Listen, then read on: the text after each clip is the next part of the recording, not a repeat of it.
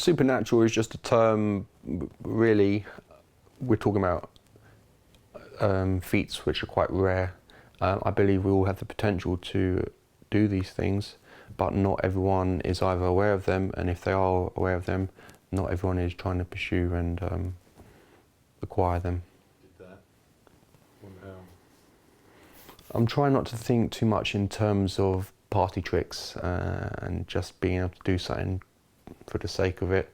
I think just by knowing ourselves more and more, and those powers, if you will naturally emerge, and it's kind of like a catch-22. Once you got them, you're not fussed about them at all anyway. It's just a byproduct of your development.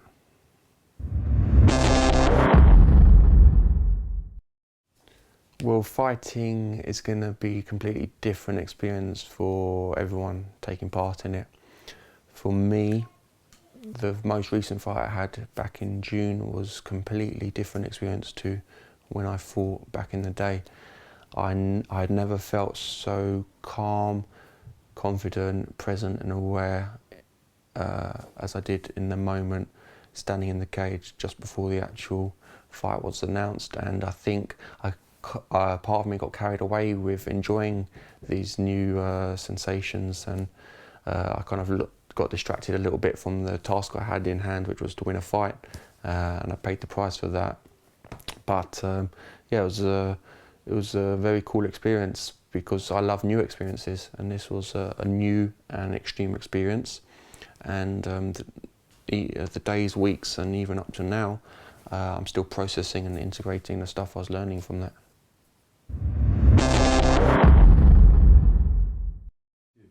Well, for me, I had spent so long preparing for this comeback fight that I had planned everything and I'd visualised everything.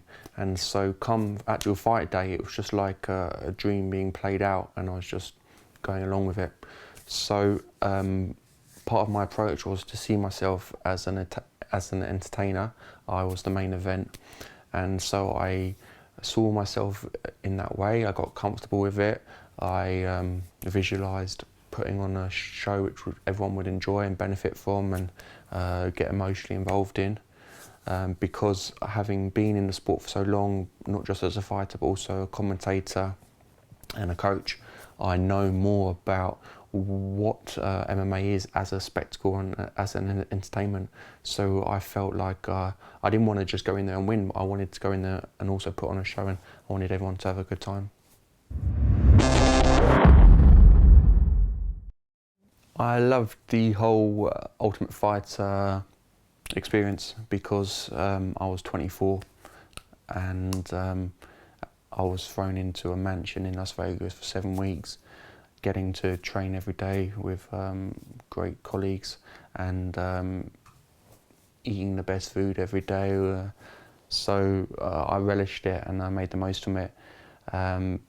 But saying that, whether I would enjoy it today as a 30-year-old with kids, probably not so much. So at the time it was perfect for me, and yeah, I got to learn a lot about not just martial arts but also entertainment, because that's first and foremost what that show was for. It was a reality show. We had cameras on us 24 hours a day. You could tell we were being prompted to do certain things, although it wasn't scripted and stuff like that. You know, you can create the right settings and environment to get some desired results. Something as simple as having as much free alcohol as you want in the house. You know, when there's 16 men with high testosterone, it's going to cause problems. So, you know, it built my awareness up on that side of things. But it served me well, you know, being more comfortable in front of a camera, being able to talk, and yeah, I loved it.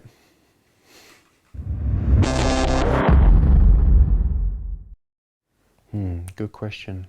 You're talking about in the cage, I assume?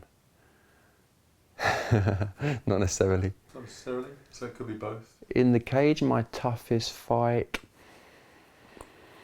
it's difficult to say because, you know, you've got the physically tough fights, but then you got the mentally tough fights, and there's a myriad of reasons behind both.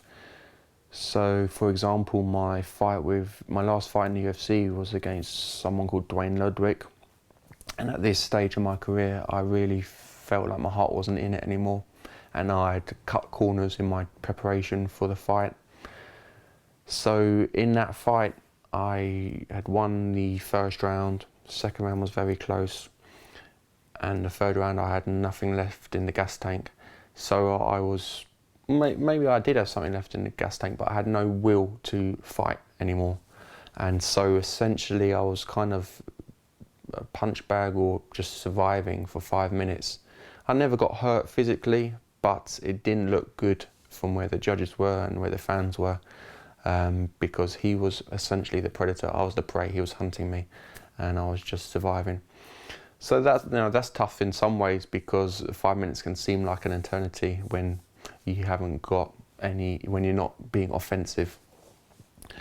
However,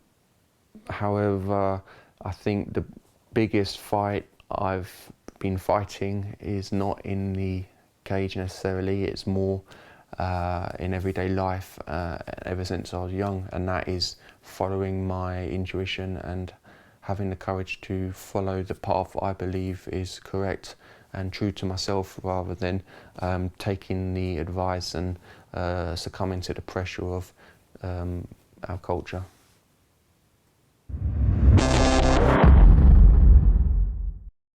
I've been asked this question before about what would I have done if I wasn't a fighter, and I always say I can't answer it, because we are who we are. We are doing what we feel we should be doing in one way or another, and it's inconceivable to think of what we would be doing otherwise, because I would be doing it otherwise.